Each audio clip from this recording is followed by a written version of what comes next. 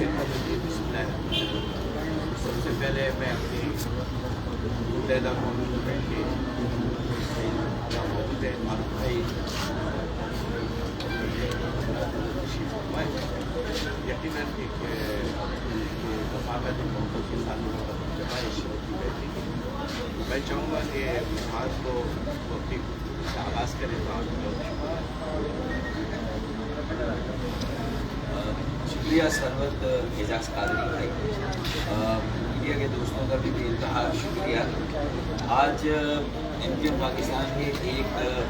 Delegation یا عمرے میں نہیں آنا بس آواز نہیں آ رہی نا. اعجاز قادری بھائی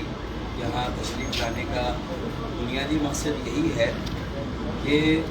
عوام کو اور خاص طور پر سندھ اور بالخصوص سندھ کے شہروں میں رہنے والے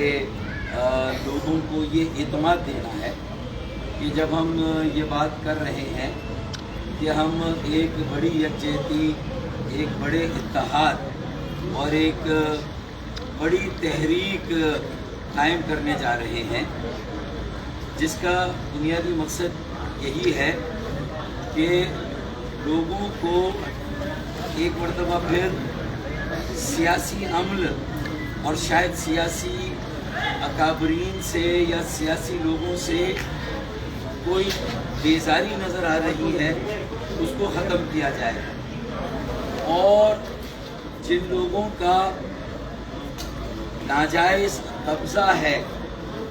جو موروثی سیاست کر رہے ہیں، جو وڈیرانہ جاگیردارانہ ذہنیت کے ذریعے اس شہر پر بھی جنہوں نے اپنا ایک قبضہ جمانے کی کوشش کی ہے، تو انہیں بھی یہ باور کرایا جائے کہ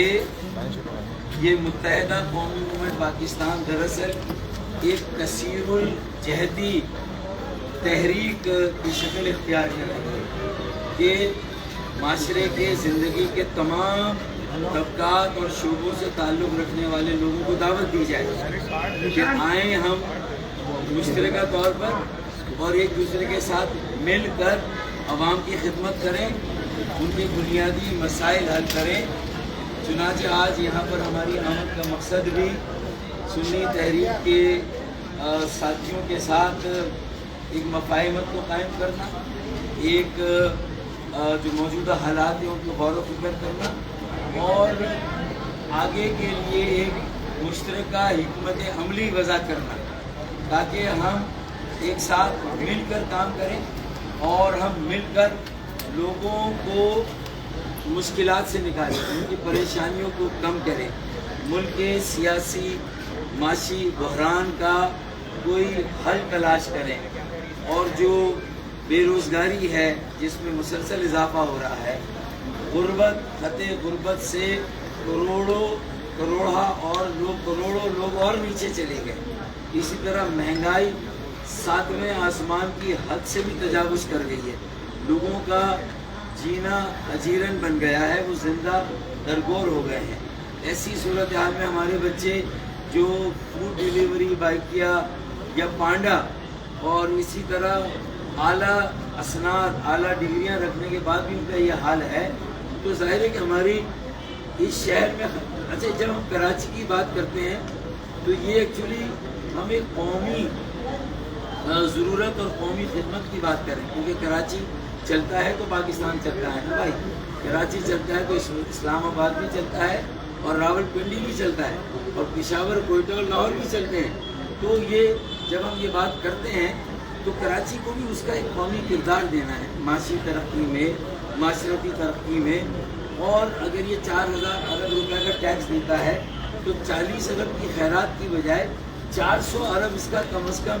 اس کا حق بنتا ہے، وہ 400 ارب اسے ملنے چاہیے. تو اسی طرح کی گفتگو ہم سامنے کی، اور آج مجھے امید ہے کہ ہم نے جو اندر باتیں کی اور پھر طے کیا ہے کہ ہم مل جل کر ہم ایک ساتھ مل کر کام کریں گے. تو آخری بات جو ہماری ہم مل کر کام کریں گے، پہلی بات یہ. دوسرا ہم نے جو طے کیا، ہم نے یہ دعوت دی، ہم نے توجہ مبذول کرائی سرورت اعجاز قادری بھائی کی ساری ٹیم کی، بلال قادری بھائی اور سرورت اعجاز قادری بھائی کی پوری ٹیم کی، کہ یہ ہم نے جو آئینی ترمیمی بل دیا یہ بھی ایک طرح سے صحیفہ ہے. پاکستان کے 25 کروڑ عوام کے بہت سارے مسائل کا حل ہے. ان کی روزمرہ کی بنیادی ضرورتوں کا تعلق آئین میں مقامی حکومت اور بلدیاتی اداروں اور نظام کو تحفظ دیا جائے. یہ اس میں ہے. بلدیاتی اداروں اور مقامی حکومت کو اختیارات دیے جائیں, وسائل دیے جائیں. جس طرح مرکز کو وسائل ملتے ہیں, صوبے کو وسائل ملتے ہیں, اس طرح بلدیاتی اداروں اور مقامی حکومت کو بھی وسائل ملنے چاہیے. تو ہم نے کہا کہ اس پر بھی ہمیں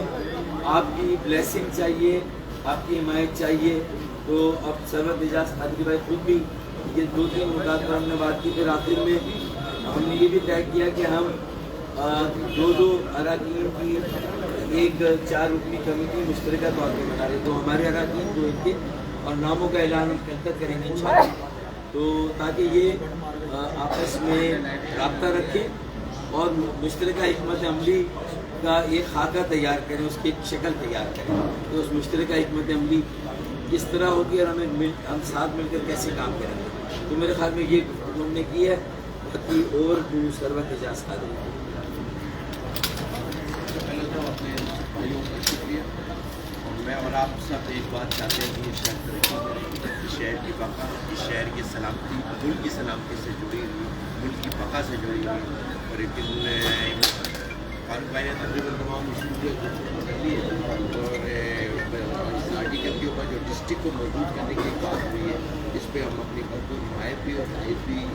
کرتے ہیں. یا ہماری ٹاور میں جب پروگرام تھا تو جب ہمارے نمائندوں نے مل کر انہوں نے آپس میں بیٹھنے تو ہم نے کہا کہ یہ ضرورت ہے, نچلی سطح سے مضبوطی شروع کریں گے تو اوپر سے مضبوطی آئے گی. ہمارا میئر مضبوط ہوگا, ہمارے نیچے سسٹم مضبوط ہوگا, جو ہماری بیس ہے, بنیاد ہے, تو یہ مضبوط ہوگا تو ملک مضبوط ہوگا. میں سمجھتا ہوں یہ آپ کی بھی خواہش ہے اور ہماری بھی خواہش ہے کہ اب اس شہر کو ترقی کرنا چاہیے. اور جو کہ موجوداڑوں کی شکل بن چکا ہے, اور یقیناً یہ جب اس کے بیٹے آگے بڑھ کر کام کریں گے تو یہ اپنا کردار ادا کریں گے, تو انشاءاللہ اس ملک کی بقا, سلامتی اور ترقی آپ کو ہوتی ہوئی نظر آئے گی انشاءاللہ. اور یہ بیٹھے آپ کریں گے. اور جس طرح 2 روپے ٹیم 4 روپے ٹیم بنی ہے, اللہ نے چاہا انشاءاللہ تعالیٰ اس کا بھی رزلٹس آپ کے سامنے آئے گا انشاءاللہ تعالیٰ. آئے ہم سب مل کر انشاءاللہ اس پاکستان کی شہر کی تعمیر میں حصہ لیں اور بالکل اپنا کردار ادا کریں. میں تمام ساتھی بھائیوں کا خاص طور پہ مجید بھائی اگر آپ کچھ کرنا چاہیں, اور یہ ہمارے سب کرم فرماؤں میں سے ہیں, محبت والے ہیں, اور آپ بھی یہی چاہتے ہیں کہ مضبوطی نظر آئے, انشاءاللہ آپ کو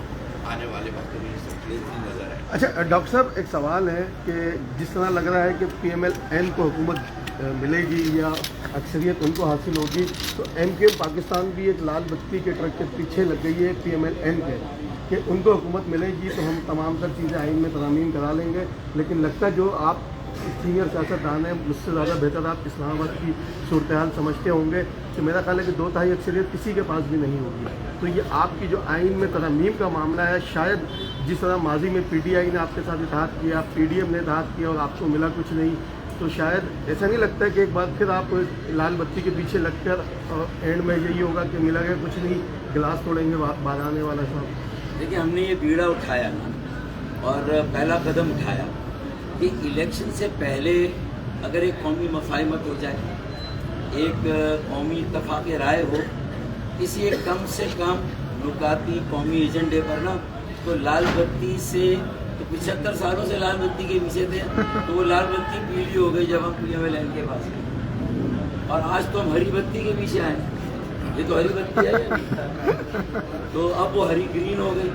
تو اب لال بتی کہاں ہے؟ اب پیلی بتی ہے, ہری بتی ہے, اور انشاءاللہ تعالیٰ روشنی روشنی ہوگی آگے انشاءاللہ, تو آگے بڑھیں گے انشاءاللہ. اچھا فاروق بھائی, یہ بتائیے گا, پیپلز پارٹی تواتر کے ساتھ یہ کہہ رہی ہے کہ MQM کا اب کراچی میں کوئی ووٹ بینک نہیں ہے, MQM کی سیاست بدماشی کی سیاست تھی, تو آپ کیا سمجھتے ہیں کہ MQM آنے والے الیکشنوں میں جو 22 سیٹوں کی بات کر رہی ہے یہ لے پائے گی؟ دیکھیں, پیپلز پارٹی نے گزشتہ 15 سالوں میں ایک بدترین اور کرپٹ ترین حکمرانی قائم کی ہے سندھ میں, اور پیپلز پارٹی ایک قومی جماعت ہوا کرتی تھی, پیپلز پارٹی کو اس وقت اپنے 15 سالوں کا خود آڈٹ کر کے اپنے گریبان میں جھانک کر یہ دیکھنا ہے کہ وہ ایک قومی پارٹی سے ایک لسانی پارٹی بن گئی ہے، ایک صوبائی بھی نہیں، ایک لسانی پارٹی بن گئی ہے۔ تو دوسروں پر تنقید کرنا اور اس خوش فہمی میں مبتلا رہنا کہ 15 سالوں سے جس طرح انہوں نے زبردستی بے تحاشا بے دریغ پیسوں کی ریل بیل سے انتخابات جیتے، ریاستی طاقت حکومت کی طاقت کا بے دریغ استعمال کر کے جس طرح وہ الیکشن جیتتے رہے، اور میئر شپ بھی 5% کے ووٹ بینک پر جس طرح لی ہے، میرے خیال میں مور بھی جب ناچتا ہے تو اپنے پیروں کو ضرور، اس کے پیر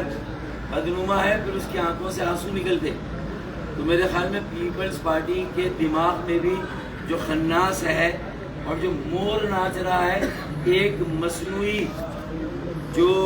ان کا تصور ہے کہ وہ سے یہ ایک یکجا مضبوط متحد اور متحرک ایم کیو ایم قائم ہوئی ہے۔ بھائی تقسیم ختم، اور یہ تقسیم صرف ایم کیو ایم کے اندر کی ختم نہیں ہوئی، بلکہ اب ایم کیو ایم جو ہے وہ ایم کیو ایم سے باہر بھی